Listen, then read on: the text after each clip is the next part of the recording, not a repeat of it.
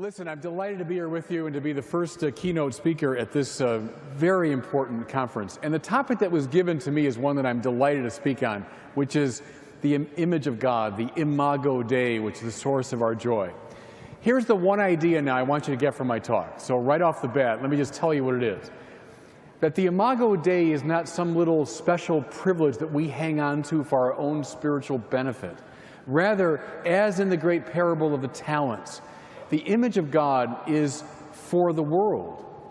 We must think of ourselves as representatives of God, bringing His power, His wisdom, His heart, His mind to the world. Image of God is a mission and a responsibility. So that's the main point of my talk. Just keep that in mind. There is no religion, there is no philosophy, there is no social theory in the history of mankind that holds up human beings more than Christianity does. There is no greater humanism than Christianity. Whether it's ancient philosophies of human perfectibility, whether it's Renaissance humanism, whether it's modern philosophies, whether it's a contemporary philosophy of self-actuation, there is no philosophy, religion, or social theory that holds up the human being higher than Christianity does. It's true.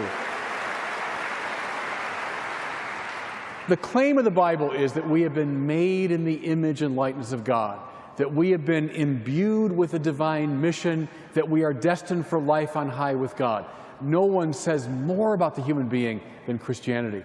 There's a wonderful adage from the church fathers. They all repeat it. Deus fit homo, ut homo fieret Deus.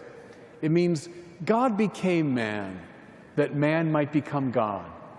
Now don't misconstrue it as turning into God. What they meant was God became one of us that we might be sharers in the very divine nature.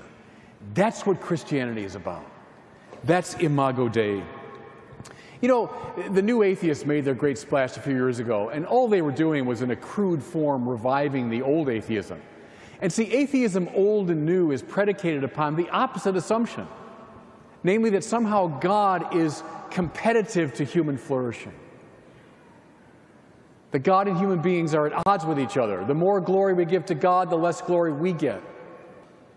Read Feuerbach, Marx, Freud, Sartre, the rest of them, and then read Christopher Hitchens and Richard Dawkins. The same old tired argument that God is a competitor to human flourishing. Well, listen, everybody, that is inimical to the Bible. The great biblical image is the burning bush. Remember the bush that Moses sees that's on fire but not consumed. When the true God comes close to His creation, He sets it on fire and He makes it radiant and beautiful, and He does not consume it. That's the sign. Look at the saints now. That's the sign that God has come close, that we become luminous and radiant and beautiful. We are not consumed, but we are enhanced. That's why St. Irenaeus, in one of the best summary statements of Christianity, can say, Gloria Dei, homo vivens. The glory of God is a human being fully alive. That's Christianity. That's Imago Dei. And